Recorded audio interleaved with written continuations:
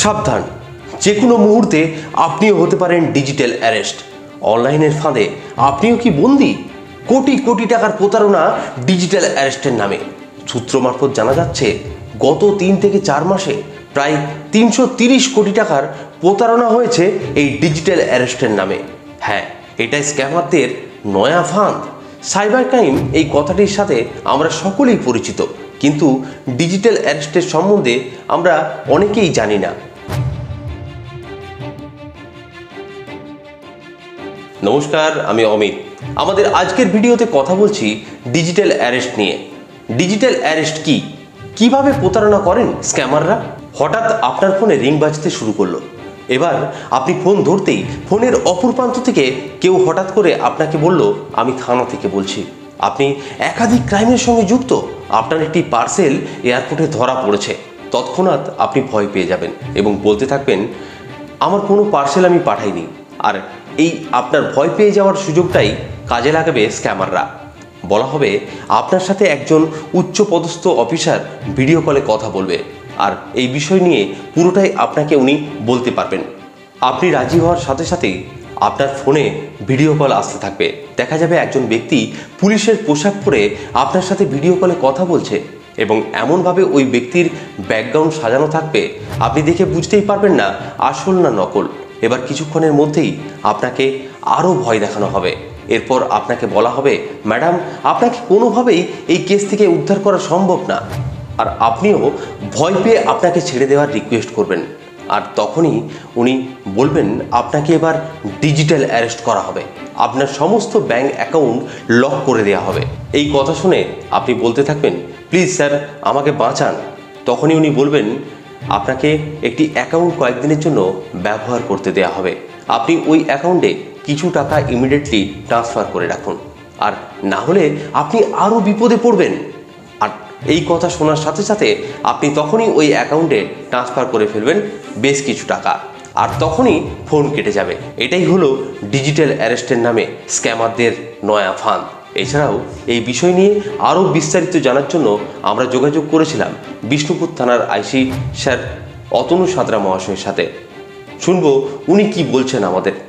Digital arrest বলতে এগুলোকে বোঝায় যে ইন্টারনেটের মাধ্যমে বা সোশ্যাল মিডিয়ার মেসেঞ্জারের মাধ্যমে, হোয়াটসঅ্যাপের মাধ্যমে বা এই ধরনের যে সমস্ত আমাদের কল করার, ভার্চুয়াল কল করার যে সমস্ত মাধ্যমগুলো আছে, তার মাধ্যমে যোগাযোগ করে কোনো মানুষকে তাকে ভয় দেখিয়ে, চাপ সৃষ্টি করে বা মিথ্যা কথায় ফাঁসিয়ে দেওয়ার একটা ছল করে তাকে এরকম বাধ্য করা হচ্ছে যে সে কিনা ঘরের বাইরে বেরোবে না, সে কারোর সাথে যোগাযোগ করতে পারবে না, সে একদম যারা ফোন করছে তাদের অনুমতি ছাড়া সে কোনো কিছু করতে পারবে না, কারোর সাথে যোগাযোগ করতে পারবে না, বাইরে বেরোতে পারবে না। এটাকেই বলা হচ্ছে ডিজিটাল অ্যারেস্ট। তো বর্তমানে যেমন ঘটছে, হঠাৎ করে কারো কাছে ফোন আসছে, প্রথমে হয়তো বেশিরভাগ ক্ষেত্রেই সেটা দেখা যায় হোয়াটসঅ্যাপ কল আসে বা যে ধরনের ভার্চুয়াল নাম্বার থেকে কল আসে, সেখানে কল করে বলা হচ্ছে যে আপনার নামে একটা পার্সেল বুকিং হয়েছিল অমুক জায়গা থেকে, সেখান থেকে পার্সেলটা যখন অন্য জায়গায় যাচ্ছে, অন্য দেশে কোথাও যাচ্ছে, তখন কাস্টমস সেটা ধরেছে এবং কাস্টমসে দেখা গেল যে তার মধ্যে ইলিগাল আর্টিকেলস আছে, হ্যাঁ, এবং এটা বুকড হয়েছে আপনার আধার কার্ড দিয়ে বা আপনার ডকুমেন্টস দিয়ে। তো স্বাভাবিকভাবেই আপনার এগেনস্টে একটা কেস স্টার্ট হয়েছে এবং সেটা আমরা সংশ্লিষ্ট পুলিশ দপ্তরে আমরা সেটা বা কাস্টমসের কাছে আমরা পাঠাচ্ছি। তারপরে দেখা যায় যে কোনো পুলিশ আধিকারিকের ছদ্মবেশে কেউ ভিডিও কল করে তাকে বললো যে আমরা অমুক পুলিশ স্টেশন থেকে বা অমুক পুলিশ দপ্তর থেকে আমরা জানাচ্ছি যে আপনার এরকম পার্সেল ধরা পড়েছে, সেই কেসটা আমাদের কাছে ট্রান্সফার হয়েছে, এবং এখানে অনেক বেআইনি দ্রব্য আছে, যার জন্য আপনাকে আমরা ইমিডিয়েট অ্যারেস্ট করবো বা আপনাকে ইমিডিয়েট আসতে হবে আমাদের এখানে। তো স্বাভাবিকভাবেই মানুষ তো বিপদে পড়ে যায়, সে বোঝাতে চেষ্টা করে যে না, আমি তো এরকম কোনো কিছু পার্সেল বুক করিনি। বলছে হ্যাঁ, আপনার আধার নম্বর তো এই, আপনার নাম তো এই, আপনার বাবার নাম আপনার ডেট অফ বার্থ এই সমস্ত কয়েকটা তথ্য দিয়ে দেয়, যে তথ্যগুলো আমরা হয়তো অন্য কোনো সময় আমরা নিজের ভুলবশতই হোক বা অন্য কোনো ক্ষেত্রে আমরা সেগুলো ব্যবহার করে থাকি, সেখান থেকে ফ্রডস্টাররা আমাদের সোশ্যাল মিডিয়ার বিভিন্ন জায়গা থেকে সেগুলো কালেক্ট করে রাখে আগে থেকে। সেটা বলে দিল, তখন আমরা বিশ্বাস করলাম সত্যি হতো, আমার এত তথ্য কী করে জানি, তাহলে নিশ্চয়ই পুলিশ ডিপার্টমেন্টেই হবে, কোনো না কোনোভাবে হয়তো আমার নাম ওখানে চলে এসেছে।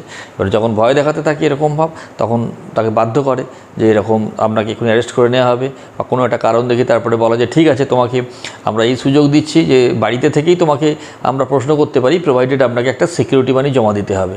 সেই অঙ্কটা একটা বড় লাখ লাখ টাকার একটা টাকা ডিমান্ড করে, ঠিক আছে।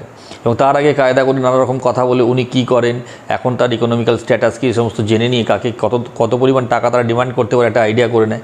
সেই মতো তার উপর প্রেশার ক্রিয়েট করে যে এই টাকা আপনি যদি ইমিডিয়েট জানেন তাহলে আপনাকে বাড়িতে রেখেই আমরা জিজ্ঞাসাবাদ করব, তারপর যদি দেখা গেল যে আপনি স্যাটিসফ্যাক্টরি অ্যান্সার দিতে পারছেন, তখন আপনি সেই টাকা আপনি ফেরত পেয়ে যাবেন।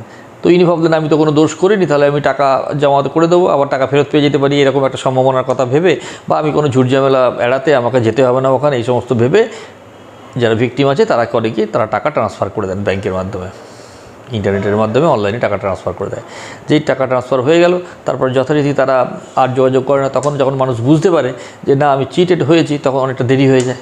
সেই টাকা তারা, যারা ফ্রডস্টাররা আছে তার সেই টাকা তারা আস্তে আস্তে আস্তে সেই টাকা উইথড্র করে নেয় বিভিন্ন জায়গা থেকে, এবং সেই টাকাটা এত দ্রুত তারা উইথড্র করে নেয় এবং বিভিন্ন দেশের বিভিন্ন প্রান্ত থেকে তারা উইথড্র করতে থাকে, যে সেই সব জায়গা নেটওয়ার্কে পৌঁছানো এবং সেখান থেকে আসামিদের ধরা, ফিক্স আপ করা এবং ধরা, সেগুলো অনেকটা টাফ হয়ে যায়। প্রথমত যে জিনিসটা আমি করিনি সেই সম্বন্ধে যখন আমাকে বলা হচ্ছে, বা কোনো জায়গাতে যখন ফোন আসছে, আমাকে ফার্স্ট সেটা ভেরিফাই করে দিতে হবে সে তার সোর্সটা কতটা অথেন্টিক, আদৌ সেটা ওটা কিনা।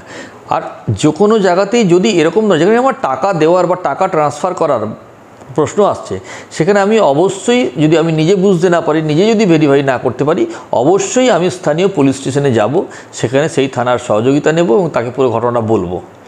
যতই আমাকে চাপ সৃষ্টি করা হোক যে না আপনি কোথাও যাবেন না, আপনাকে করছে, একদমই সেই থানাতে আমি যাব, সেই থানায় যোগাযোগ করব এবং জানাবো। কারণ এরকম কোনো ব্যবস্থা নেই যে কোনো ইনভেস্টিগেশনের ক্ষেত্রে এইভাবে কাউকে অ্যারেস্ট করা যায়, এরকম কোনো বিষয় আমাদের ভারতীয় আইনে নেই। নয়, এটা বেশ কিছুদিন ধরেই এটা চলছে। হ্যাঁ, এটা যে নতুন তা নয়, বেশ কয়েক বছর ধরেই এই ধরনের একটা ক্রাইম চলছে, সাইবার ক্রাইম চলছে। ধন্যবাদ স্যার আপনার মূল্যবান সময় আমাদের দেওয়ার জন্য। আশা করি এই ভিডিও দেখে ডিজিটাল অ্যারেস্ট সম্বন্ধে আপনারাও সাবধান হতে পারবেন। ভালো থাকুন, দেখতে থাকুন বঙ্গের খবর। দেখা হবে আবারও কোনো ভিডিওতে। এই ধরনের গল্প আপনাদের সামনে তুলে ধরা আমাদের কর্তব্য। ভালো লাগলে আপনারা চ্যানেলটি ফলো করতে পারেন।